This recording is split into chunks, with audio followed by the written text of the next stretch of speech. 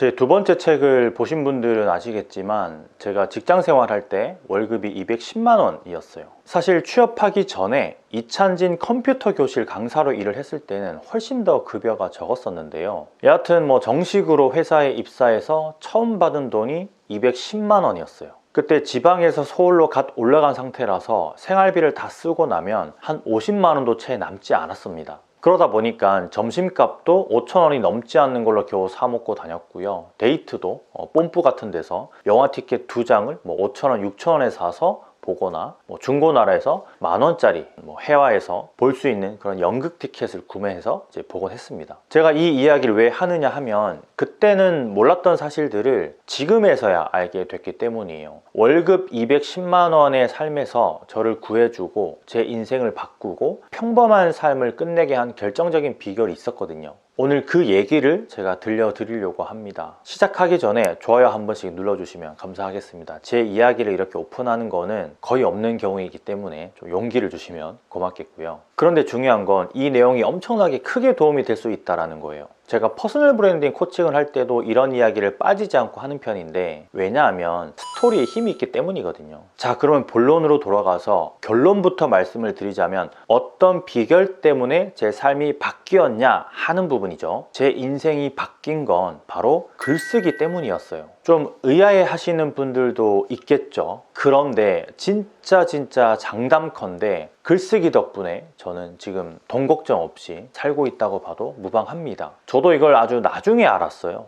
지나고 나서 보니까 그렇더라고요. 이때까지 잘 몰랐고요. 아마 저를 처음 보시거나 잘 모르시는 분들은 너 권프로 사업 성공해서 그런 거 아니야? 혹은 유튜브가 잘 돼서 그런 거 아니야? 이렇게 말씀들을 하실 수 있는데요. 아닙니다. 제가 걸어온 길을 보면 핵심은 오직 글쓰기 하나였어요. 초등학교 때를 돌이켜 보면은 책 읽는 걸 제가 참 좋아했었거든요. 오래전에 제가 초등학교 때, 중학교 때 받은 상장들을 좀 유심히 보다 보니까 독후감을 써서 상을 받은 적이 여러 번 있더라고요. 생활기록부에도 글 쓰는 걸 좋아한다고 적혀 있고요. 중학교, 고등학교 때도 글짓기를 좋아해서 산문이나 시를 썼던 기억이 나요. 대학교에 가서는 게임 기자로 활동을 했었고, 군에 가서도 인트라넷에 판타지 소설을 제가 연재를 했습니다. 실제로 취업했을 때도 제 일은 글 쓰는 거였어요. 여행 잡지 기자도 했었고, 그리고 신문 기자로도 일을 했었거든요. 그러다가 이제 영업의 세계를 알게 됐고, 또 장사를 그 이후에 하게 되면서 여기까지 오게 된 거죠. 돌이켜보면 굉장히 짧은 시간 같지만 저의 글쓰기는 저도 모르는 사이에 계속 이어지고 있었더라고요. 심지어 이 유튜브도 글쓰기가 아니었으면 시작조차 못했을 겁니다. 영상을 찍으려면 내용이나 스크립트가 필요한데 그 스크립트를 쓰면서 결국 글을 썼거든요. 제가 오래전에 PDF 전자책을 하나 구매해서 본 적이 있거든요.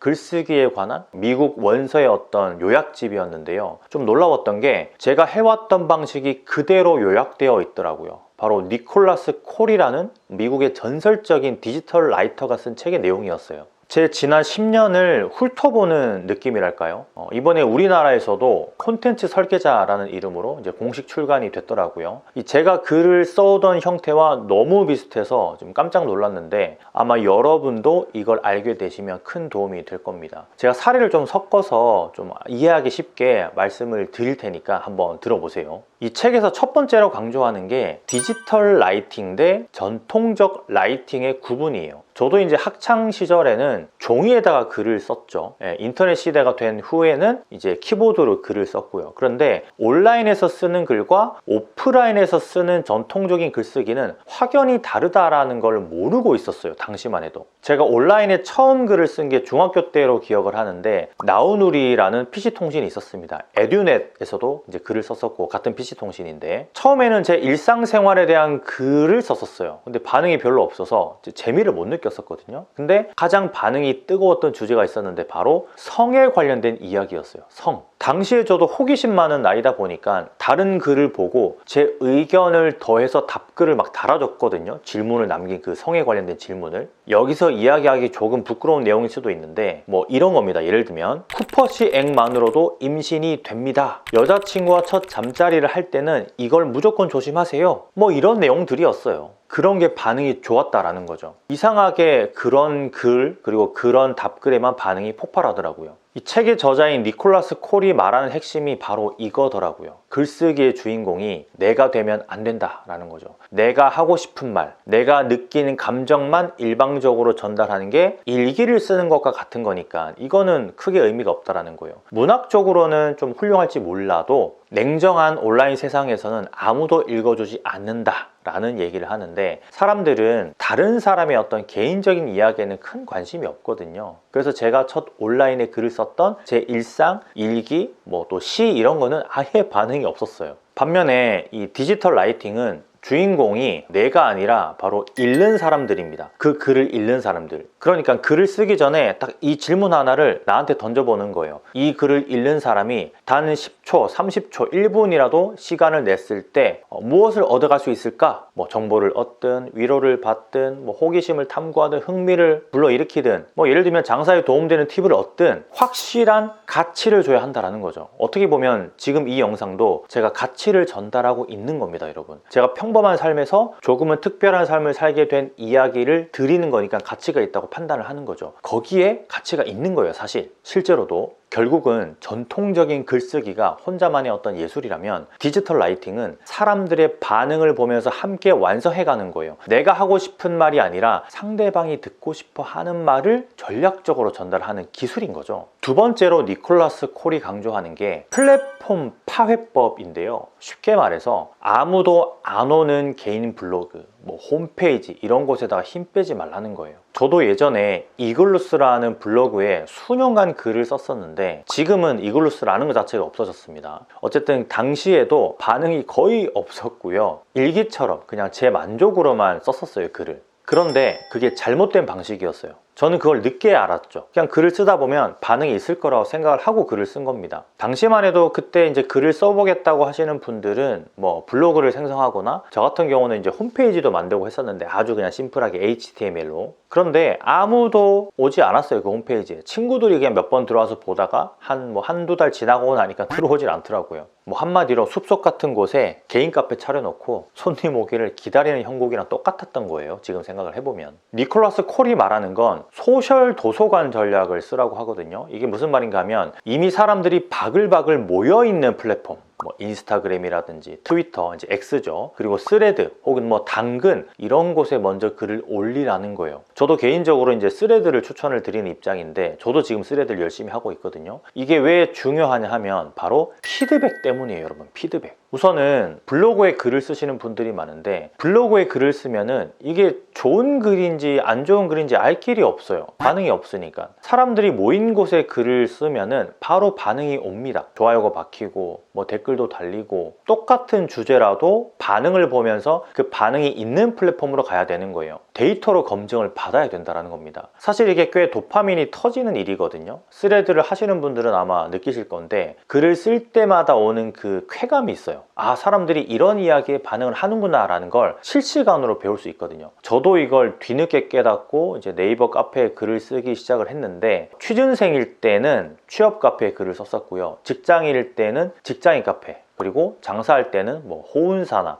아프니까 사장이다 이런 곳에다가 글을 썼었습니다. 활동을 열심히 했었죠. 뭐 심지어는 게임 카페를 제가 개인적으로 만들어서 운영도 했었는데 뭐 재미가 있으니까 글도 자주 쓰게 되고 또 반응이 있으니까 계속 활동을 하게 되더라고요. 그렇게 활동을 하다 보니까 대부분의 그런 카페에서 네임드로 자리매김을 한 기억도 있고요. 제가 만약에 그 이글루스 블로그만 붙잡고 있었다면 인생을 바꿀 수 없었을 거예요. 특별한 삶을 살지 못했을 겁니다. 사람들이 모인 곳에서 내 글의 가치를 검증받고 또 데이터를 쌓는 거, 이게 이제 가장 빠른 지름길이라는 걸 나중에 저도 이제 알게 된 거죠. 지금의 제가 있는 것도 이때의 어떤 연습을 많이 했기 때문에 글을 쓸 수 있는 것 같고 책도 이제 벌써 4권째 지금 내고 있는 거니까. 자, 그 다음 이제 정말 중요한 내용인데요. 제가 첫 번째, 두 번째는 이해하는 걸로 넘어가면 되지만 세 번째부터는요, 기술적인 측면입니다. 핵심이죠. 세 번째는 클릭. 이 클릭은 제목이 아니라 약속에서 나온다라는 걸 알아야 됩니다, 여러분. 제목이 중요하다라는 말은 좀 식상하겠지만 콜은 다르게 말을 합니다. 제목은 단순히 자극적인 낚시가 아니라 독자화하는 첫 번째 약속이라는 거예요. 콜은 이걸 황금 교차점이라고 부르는데요. 내가 잘 아는 것과 세상이 궁금해하는 것이 만나는 지점을 제목에 팍 닭을 아는 거죠. 식당 사장님이 뭐 예를 들면 오늘의 장사일기라고 하면서 이제 글을 쓰면은 제목이 정말 밋밋하고 재미가 없겠죠. 아무런 약속이 없는 거예요.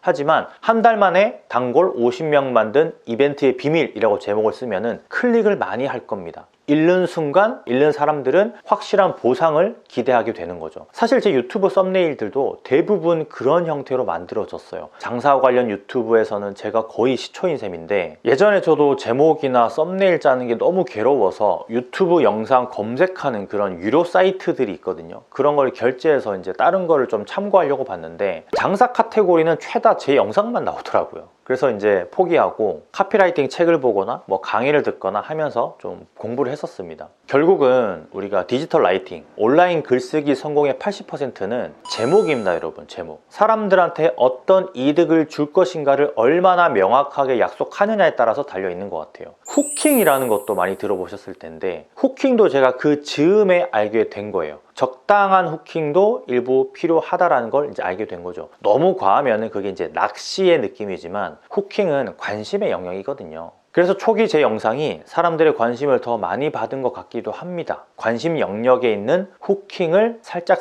잘 했기 때문에. 자, 그러면 그거면은 다 되냐라고 하면 또 그건 아니겠죠, 당연히. 이 네 번째가 이 세 번째와 이어지는 내용으로서 정말 중요한 내용인데, 네 번째는 구조에 대한 얘기입니다. 읽기 쉬운 구조. 솔직히 스마트폰으로 여러분 거의 대부분 글을 봅니다. 컴퓨터로 보는 글은 그렇게 많지가 않아요. 이 스마트폰으로 글을 볼 때 정독을 안 하게 되죠. 다들 그냥 대충 쓱쓱 내리면서 보게 됩니다. 스레드도 마찬가지고 인스타그램도 마찬가지고. 그래서 니콜라스 콜은 1, 3, 1 이 구조를 강조를 합니다. 책에도 나와 있어요. 한 문장으로 시선을 끌고 세 문장으로 내용을 풀어버리는 거예요. 그리고 다시 한 문장으로 임팩트를 주면서 리듬감을 만들고요. 여기에 소제목만 봐도 내용을 알 수 있게 구성을 하는 게 중요한데, 제가 그냥 말로만 하니까 어렵죠. 예시를 한번 보여드릴게요. 이건 안 좋은 예입니다. 좀 지루하고 읽기 싫어지는 글, 모바일로 봤을 때 그냥 넘기고 싶은 글, 이런 형태라고 보시면 됩니다. 자, 보세요. 저희 가게는 매일 아침 마장동에서 공수한 신선한 한우를 사용하며 주방장이 직접 손질해 육질이 남다르고. 자, 제가 뒤에까지 안 읽어도 아, 이거 정말 지루한 글이다, 읽기 싫다, 이런 느낌을 받으시죠? 바로 나가버립니다.